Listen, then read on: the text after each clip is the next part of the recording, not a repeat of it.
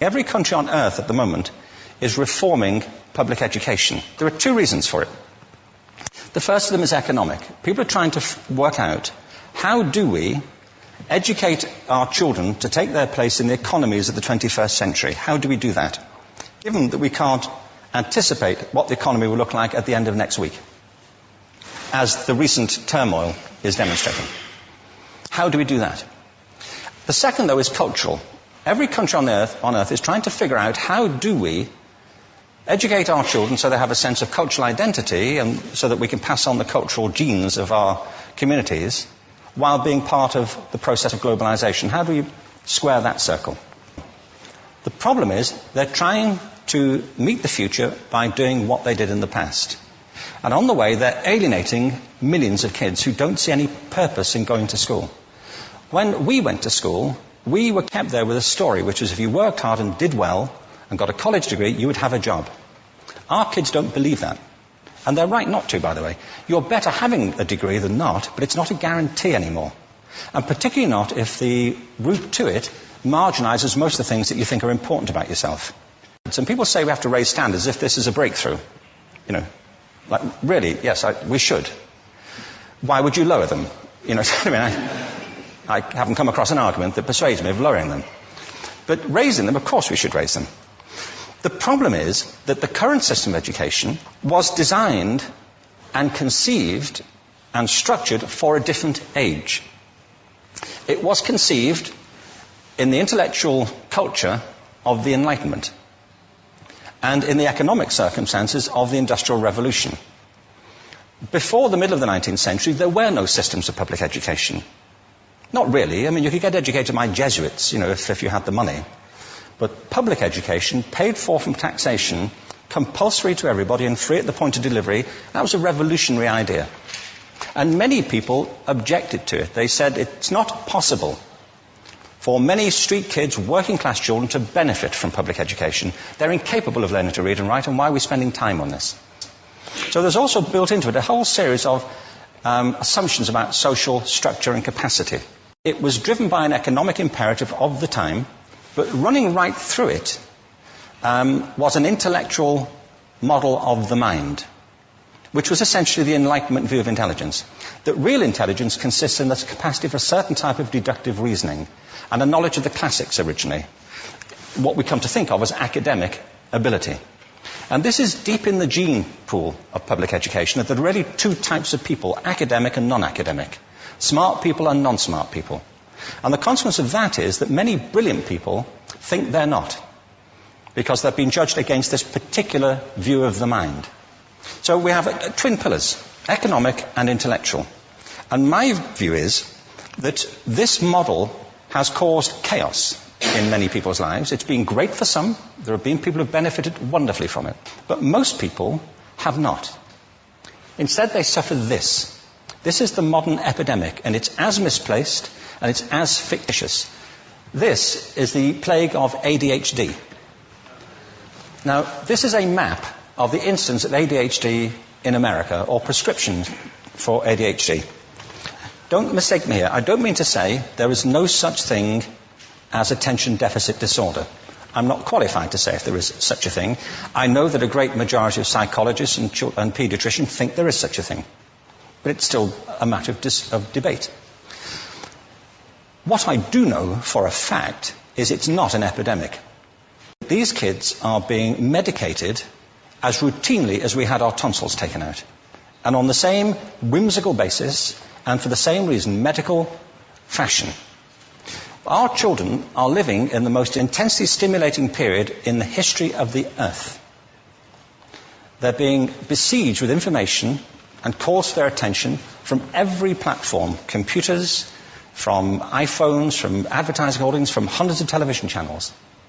And we're penalizing them now for getting distracted. From what? Boring stuff. At school, for the most part. It seems to me it's not a coincidence totally that the incidence of ADHD has risen in parallel with the growth of standardized testing. Now, these kids are being given Ritalin and Adderall and all manner of things, often quite dangerous drugs, to get them focused and calm them down. But according to this, attention deficit disorder increases as you travel east across the country. People start losing interest in Oklahoma.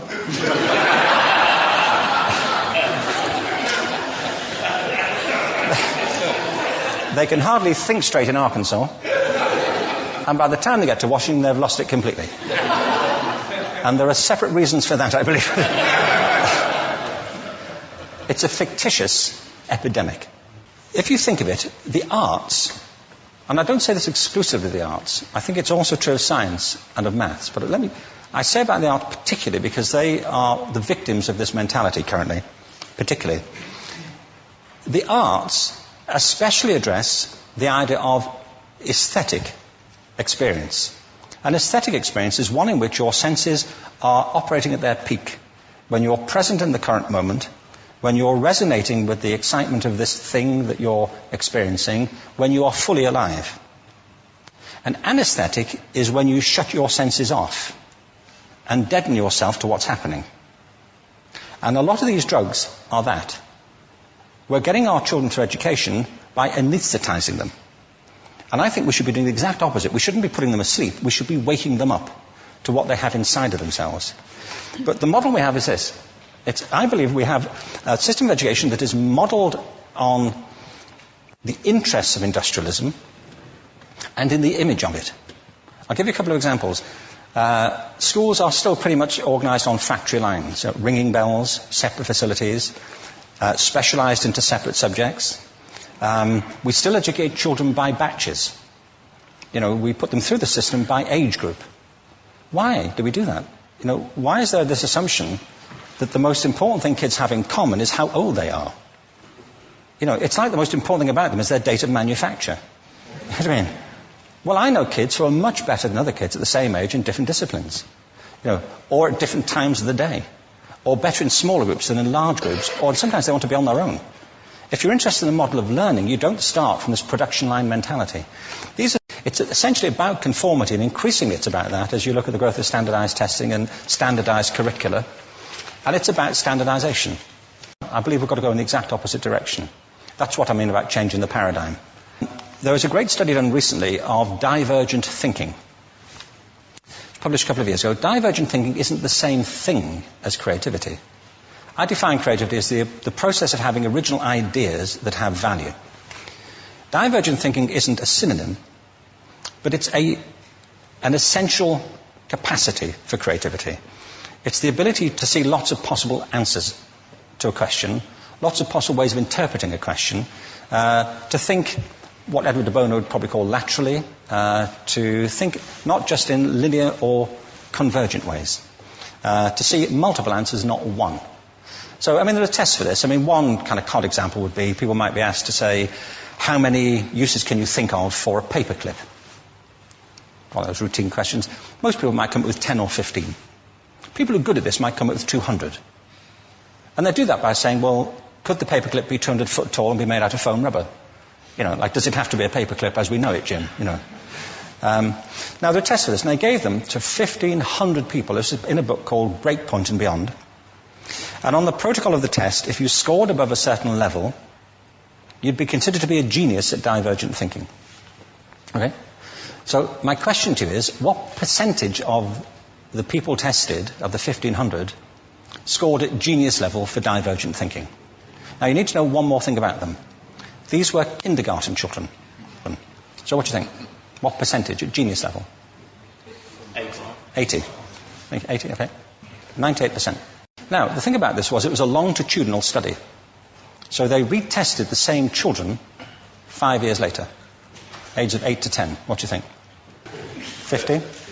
They retested them again 5 years later, ages 13 to 15. You can see a trend here, can't you?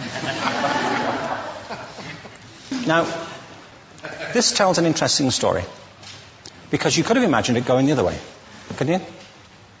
You start off not being very good, but you get better as you get older. But this shows two things. One is we all have this capacity, and two, it mostly deteriorates. Now, a lot of things have happened to these kids as they've grown up. A lot. But one of the most important things that happened to them, I'm convinced, is that by now they've become educated. They've spent 10 years at school being told there's one answer, it's at the back. And don't look.